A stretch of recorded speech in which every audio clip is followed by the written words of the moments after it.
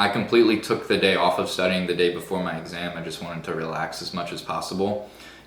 Being well rested and just taking care of yourself is going to help you much more than having another 4 hours of studying in you. What is up, everyone? Welcome back to the channel. My name is Jordan and I'm an incoming medical student starting next month. In today's video, I wanted to discuss how I was able to score in the 93rd percentile on my MCAT. The MCAT is hard and the MCAT is important.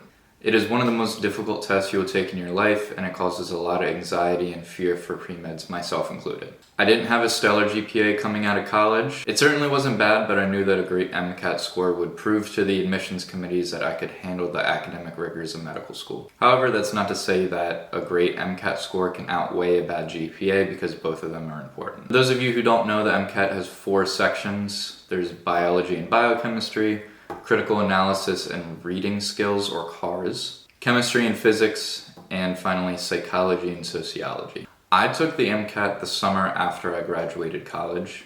Many students will take the MCAT the spring before they apply. So a good rule of thumb is they'll usually take it March or April, and then they'll apply in May or June. That's definitely a great option for students who want to apply right after they graduate or during their junior year, but I knew that I was going to take a gap year after I graduated anyway, so I didn't feel like rushing and doing it during my last semester of senior year. I wanted to give myself a little bit more time, so I didn't have the added stress of classes and working on top of my MCAT studying. So I chose to take it after I graduated. My plan was to be working during the summer and just be studying for the MCAT. But because of the pandemic, I wasn't even able to have a job, so basically my only responsibility at that time was studying for the MCAT. I chose to have a 3-month study plan, which I think is a really good amount of time to study. I think 3 to 6 months is pretty ideal. Any shorter than 3 months and you run into the issue of not having adequate amount of time to study and do all the practice problems. If you get longer than 6 months, then you can risk burning out or just forgetting some of the content that you reviewed in the beginning. In terms of what I used to study, I knew that I wanted some sort of online course that was going to add structure to my studying. Some students will get books from a company like Kaplan or Princeton Review and just go through them, which is totally fine. I just knew that that probably wasn't going to be best for me. I used the Blueprint Self-Paced online course, which included a bunch of videos for content review and test strategy, as well as 10 full-length exams and a huge question bank. Another resource that I use that every single person who takes the MCAT should use is the AAMC material. That's because the AAMC actually makes and administers the test, so you really should use the material that they put out. It's going to be the most similar to what you're seeing on test day. So I also did their question banks and then their 4 full-length exams that they give. And I would recommend saving that material for the end of your studying. So what you're studying with those few weeks before the exam is made by the same people who administer it, so it's going to be the most similar. Another resource I used was MEM, which is a spaced repetition flashcard software, and I used that for content review. MEM also has summary sheets for each subject, so it was easy to go back and look stuff up if I forgot a concept and I missed a question about it. One of the best things about the Blueprint course that I took was the user interface. It gave you a calendar and allowed you to drag and drop different videos or sections of a question bank or full lengths, and it just allowed you to customize your study schedule in a really easy and appealing way. If you had something come up one day, it would be easy to just kind of reorganize everything so you weren't going to fall behind. I split my studying up into 3 main sections. The first section, which was about the first month, was essentially just content review. I think I started to do a few practice questions just to see what the format was like, but honestly 95% of my time was just content review. It's important to get most of your content review out of the way early, just so you have your knowledge base and you can effectively go through the questions. So after about a month of pretty much just doing content review, I started to add in some questions. For the second month, I was pretty much splitting up my time between 75% practice questions and 25% of the content review that I still had to get. I do think that you should add in practice questions pretty early on in your studying, just because that's going to be the most beneficial thing for you,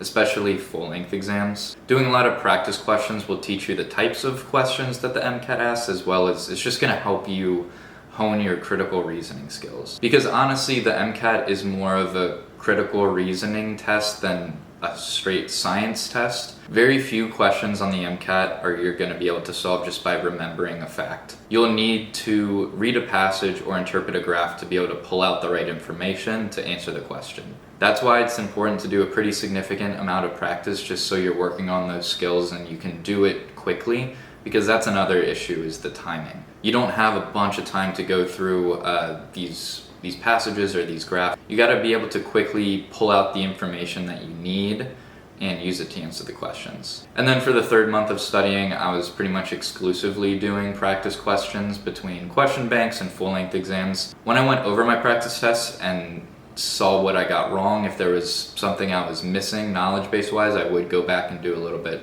a refresher on that content. But for the most part, I was just doing practice. I was doing one full-length exam per week for 2 months leading up to my test day. Full-length exams are the most important thing because it throws you into the situation that you're going to be in on test day. One of the most difficult parts of the MCAT is the sheer length of it, and doing full exams is going to build up your stamina so your eyes don't glaze over after hour 5. For me, I took all my full-length exams on a Saturday. I would wake up pretty early, knock it out, and then just kind of forget about the MCAT and have my weekend. And then I would go over the exam on Sunday. It's important to go over your questions so you know why you got them wrong so you don't make the same mistake the next time. Like I said earlier, you should save the AAMC material for the end. So my first 4 or 5 full lengths were just the blueprint ones. I think they were pretty similar to the AAMC materials, but they were a little more difficult, and I've talked to some other students and they kind of agree. My score steadily went up throughout my whole studying, but there were times where, I would decrease by 1 or 2 points or remain the same. But it's important to not get discouraged with that. It happens. The most important thing is when you look at all of your tests over the long run and you're still making progress. Like I said, I thought the blueprints were a little more difficult than the AAMC, because when I made the jump from blueprint to the AAMC, my score went up by 4 points, which is a pretty big jump. The AAMC tests were pretty similar to what I saw on test day. I scored a 516 on my actual exam, and I scored a 516 twice on my AAMC practices, and then a 517 once. So what you're scoring in the AAMC practice is going to be in the ballpark of what you score on test day. One tip I will give for your last 2 or 3 practices, try to simulate test day as much as you can. For my last 2 or 3, I would wake up pretty early because my test was actually at 6:30 in the morning. So I would wake up and go through all the motions of what I would do on test day. I mean, for my last practice exam, I got up and went on a 30-minute drive around my neighborhood just because I knew it was going to take about 30 minutes to get to my testing center. So that's the kind of detail that at least I went into for kind of simulating test day. You might not have to, but I wanted to. Also, go and scope out the testing center you're going to be taking the MCAT in beforehand. You just want to know a lay of the land, where you're going to park, how far is it from your house. Try to find the room that the testing is going to be done in, just so you can minimize any curveballs that are going to be thrown at you. You're bound to have some anxiety on test day, so doing all that preparation beforehand is going to help because you just know what to expect. My last week of studying, I actually tried to take it a little easy because I didn't want to be too burnt out on test day. I made sure I was sleeping as much as possible, eating right, exercising every day. I completely took the day off of studying the day before my exam. I just wanted to relax as much as possible. Being well rested and just taking care of yourself is going to help you much more than having another 4 hours of studying in you. After taking the exam, honestly, the biggest anxiety is just waiting for your score. It takes about a month to get your score back, so just try to relax. I know the day that you're going to get back, you're going to be riled up, but just try not to think about it too much. Don't worry about having to retake it or anything until you actually get your score back. So that is it for today's video. If you have any further questions about how I studied, comment below or DM me on Instagram. If you enjoyed the video, be sure to leave a like below and subscribe to the channel if you want to see videos like this in the future. Thanks, and I'll see you in the next one.